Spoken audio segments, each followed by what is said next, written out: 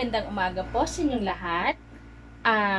This will be my very first time na makatikim ng itlog galing sa farm sa mga Sampin native chicken.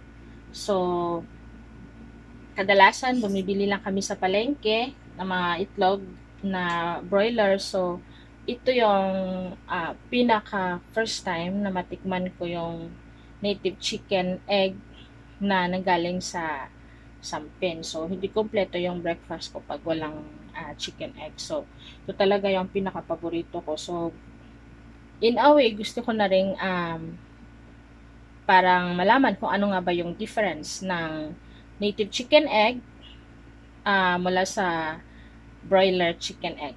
So, titikman ko ngayon. Ano nga ba yung kaibahan nila? So, since mahilig talaga ako sa fried egg talaga yung, ayan, fried egg yung, sige, titikman ko lang na konti.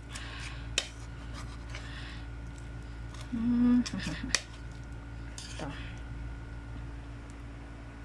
So, ano nga ba yung lasa?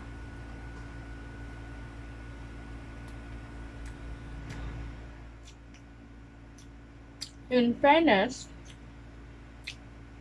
para sa akin lang ha, in my own panglasa, para siyang creamy, na mas malasa, parang,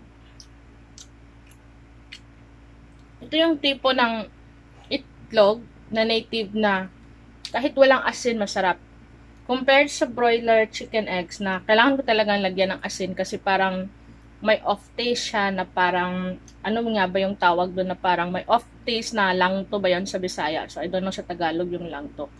But itong, sa native chicken, kahit, nakalimutan kong lagyan ng asin actually.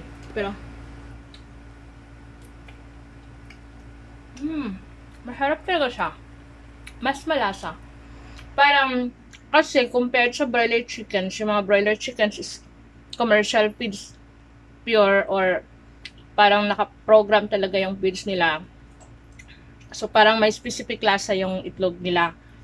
Itong native chicken, nakakakain kasi sila ng mga natural or organic food. So, meron talaga itong kakaibang taste, kakaibang lasa na mas masarap talaga siya. And sa pagkakaalam ko, kapag native chicken or yung itlog ng native chicken is mas mayaman siya sa vitamin. So, mas healthier siyang kainin compared sa broiler chicken eggs. Healthier lang. So, kasi mas mataas siya sa vitamins and minerals. Kagaya ng omega-3 or fatty acid. So, healthier yung native chicken egg kainin. So, wala siyang off taste talaga. Masarap siya.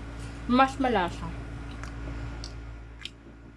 May nalalasan akong creamy. Yun lang.